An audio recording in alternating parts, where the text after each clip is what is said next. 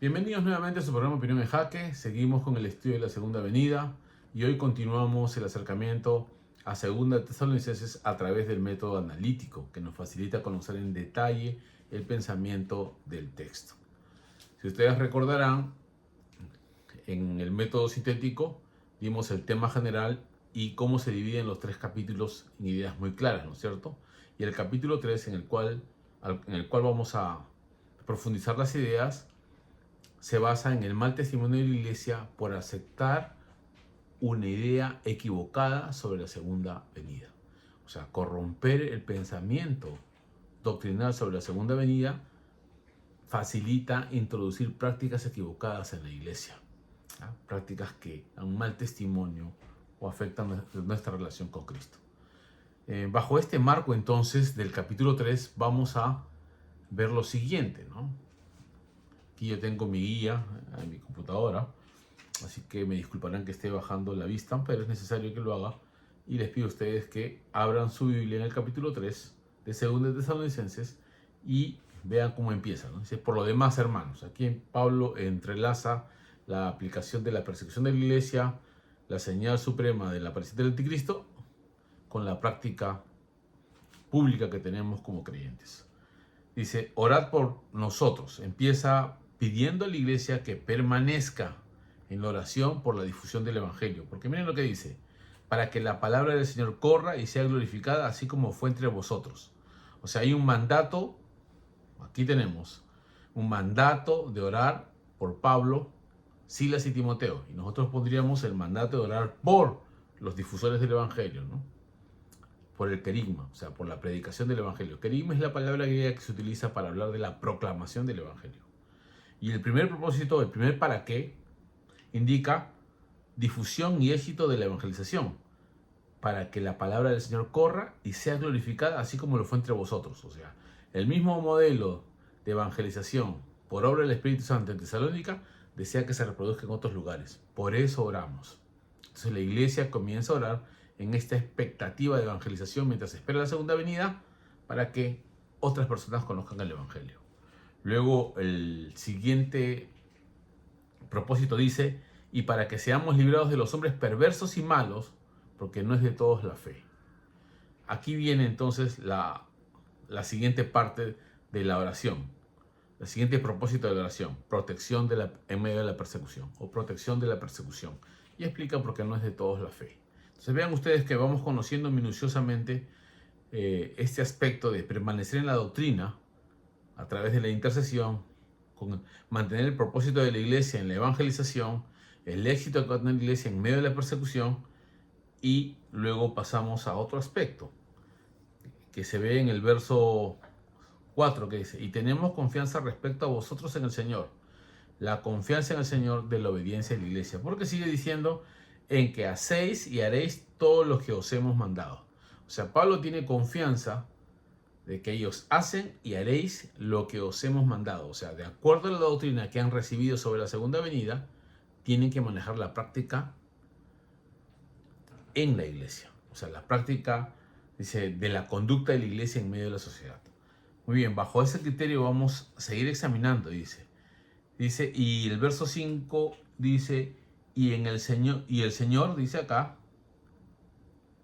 y el Señor encamine vuestros corazones al amor de Dios y a la paciencia de Cristo. O sea, Él tiene confianza de la obra del Señor en la iglesia para que se mantengan obrando de acuerdo a su voluntad, y también plantea de que produzca el fruto del amor, ¿no es cierto? Y de la paciencia, o sea, dos virtudes esenciales en medio de la perseverancia y en la espera de la segunda venida del Señor.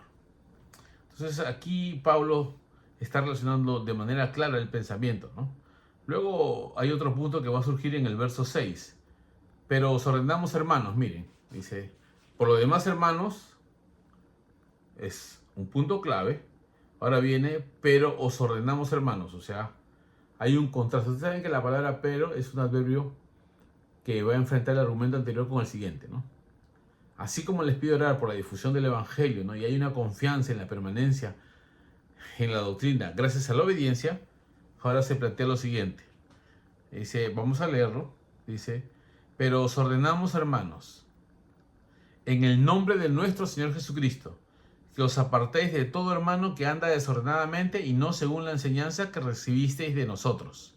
Aquí viene el mandato de la separación del rebelde a la doctrina de la segunda venida. ¿Ya? Esto es importante. ¿Por qué digo la segunda venida? Porque se está relacionando con los dos capítulos anteriores, ¿no? Hay un énfasis sobre el tema de la segunda venida y el Señor está viniendo inmediatamente, y se nota de que algunos están aplicando mal, por eso andan desordenadamente, no de acuerdo al pensamiento exacto de la doctrina, sino que tienen tergiversaciones de la doctrina. Y vamos a ver cuáles son, ¿no? Porque Él va a seguir explicando, ¿no? Primera razón que Él plantea: porque vosotros mismos sabéis de qué manera debéis imitarnos. O sea, Él plantea, hay un modelo de conducta que han establecido los apóstoles. Aquí viene, primera razón, el ejemplo apostólico sobre el trabajo. Ya lo digo porque más adelante dice en el verso 7, la segunda parte: pues nosotros no anduvimos desordenadamente entre vosotros, ni comimos de balde el pan de nadie, sino que trabajamos con afán y fatiga día y noche, para no ser gravosos a ninguno de vosotros, no porque no tuviésemos derecho, sino por daros nosotros mismos un ejemplo para que nos imitaseis. Vean ustedes entonces que es una oración bien larga. Pablo tiene ese estilo, ¿no?, de hacer oraciones larguísimas y súper compuestas, ¿no? Él se plantea como el modelo, ¿no? ¿Y cuál es el modelo de su trabajo? Hicieron un trabajo esforzado. No comieron el pan de balde de nadie, sino que trabajaron con afán y fatiga día y noche. Identificamos que ese es el ejemplo. Un trabajo esforzado. Para no ser gravosos a ninguno de vosotros. O sea, no fueron de carga a nadie, porque ellos podían suplir sus propias necesidades. ¿Ya? No porque no tuviéramos derecho, dice Pablo, sino por daros nosotros mismos un ejemplo para que nos imitaseis. O sea que Pablo no se aprovecha de su derecho. Esto es algo interesante en el apóstol Pablo, que él puede ser mantenido económicamente por la iglesia. Sin embargo, en esta situación, él prefiere pasar por alto ese beneficio para evitar algún tipo de corrupción dentro de la iglesia. Es interesante, él puede renunciar a su derecho, ¿no?, para evitar que el testimonio de la iglesia sea mal visto por los de afuera y se convierte en una piedra de tropiezo para la evangelización. ¿No? Pablo dice, no que no tuviéramos derechos, sino que por causa del evangelio mantenemos una ética superior en beneficio del prójimo, ¿no?, al amor al prójimo. Y luego pasa al verso 10 y sigue explicando, ¿no? Porque también cuando estábamos con vosotros ordenábamos esto: si alguno no quiere trabajar, tampoco coma. Esto es interesante, ¿no?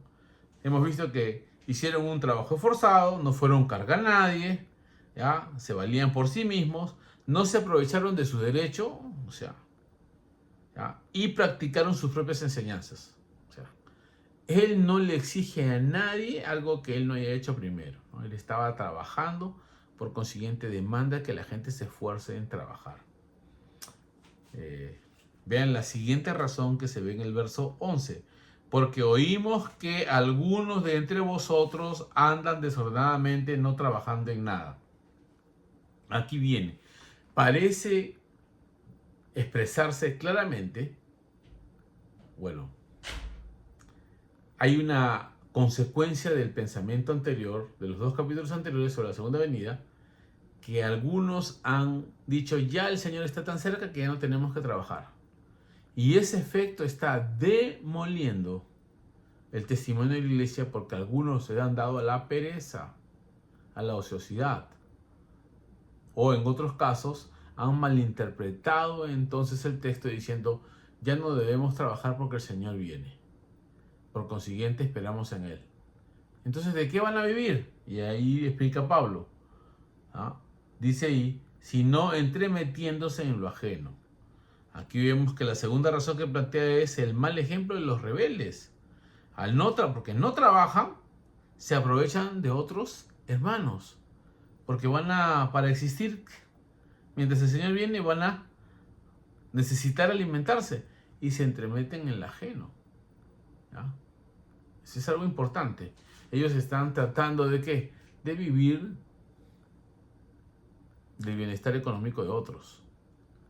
Y el apóstol, ahí se ve todo el contraste. Nosotros trabajamos con fatiga, ¿ya? Y se ve todo el contraste, el ejemplo, preveyendo él ese tipo de corrupción que puedas ver en el Evangelio.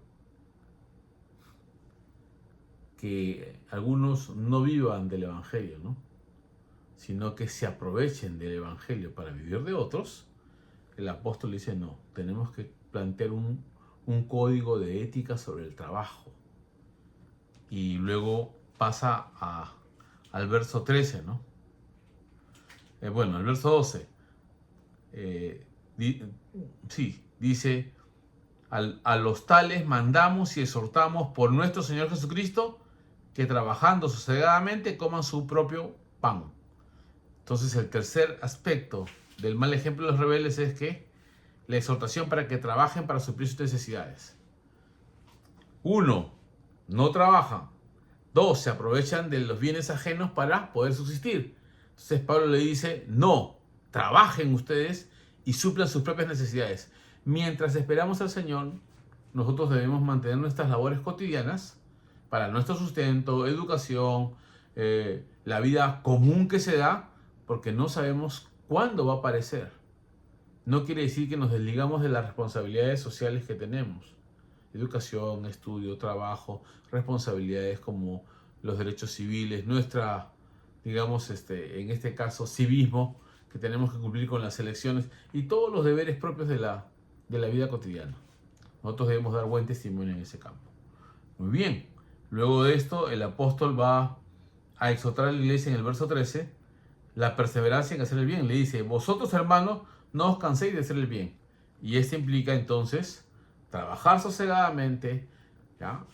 Cuando dices pacíficamente, yo trabajo pacíficamente para alcanzar el bienestar de mi familia y un bienestar social que pueda yo vivir dignamente en medio de la comunidad.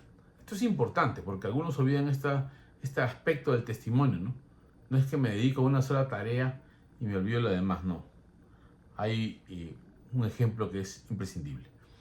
Solamente estoy tratando de extraer las ideas, no les predico todavía, pero es importante que tengamos en mente las ideas y tengamos un bosquejo minucioso de cada idea que va surgiendo. ¿Ya? La siguiente idea que surge está en el verso 14. Y si alguno no obedece a lo que decimos por medio de esta carta, aquí viene el proceso de exclusión del rebelde, ¿no? Interesante. Es muy interesante. ¿Ya? El proceso de exclusión del rebelde. Dice, si alguno no obedece a lo que decimos por medio de esta carta, ¿qué dice? A ese señaladlo. O sea, se le pide que se le identifique. No os juntéis con él, se le separa de la comunión de la iglesia para que se avergüence. O sea, se espera que se arrepienta. Dice, mas no lo tengáis por enemigo, sino amonestadle como hermano. Se mantiene la hermandad. O sea, no es que lo ignoro, no lo saludo, no me acerco a él. No, solo que se le excluye hasta cierto punto de la comunión de los santos, pero no se le trata como un enemigo. O sea, no lo rechazo. Cuando lo encuentro, converso con él, porque el énfasis es que él pueda cambiar de actitud y no afecte el testimonio de la iglesia y se convierta en piedra de tropiezos para otras personas, para los hermanos que recién empiezan o para el testimonio que debe percibir el mundo sobre la conducta santa de la iglesia. Eso es importante. Finalmente, acaba el bosquejo en la bendición final. Y el Señor mismo, y el mismo Señor de paz os dé siempre paz en toda manera, dice. Entonces la bendición de Pablo plantea la paz del Señor, ¿no? Y el Señor sea con todos vosotros, o sea, la presencia del Señor en cada hermano. Y el 17 dice, interrumpe esta salutación, introduciendo, dice, la salutación es de mi propia mano, de Pablo, que es el signo de en toda carta mía, así escribo. Aquí vemos el signo o la firma de Pablo que autentifica la carta, ¿no? O sea, acá hay un detalle interesante en este aspecto de Pablo. Me gusta mucho de que él va a decir, esta señal, esta firma, estas letras legitimizan el documento que yo envío. Así ustedes van a poder corroborar o identificar cuál es el documento que procede de mi mano, ¿no? Y luego termina diciendo, la gracia de nuestro Señor Jesucristo sea con todos vosotros. Amén.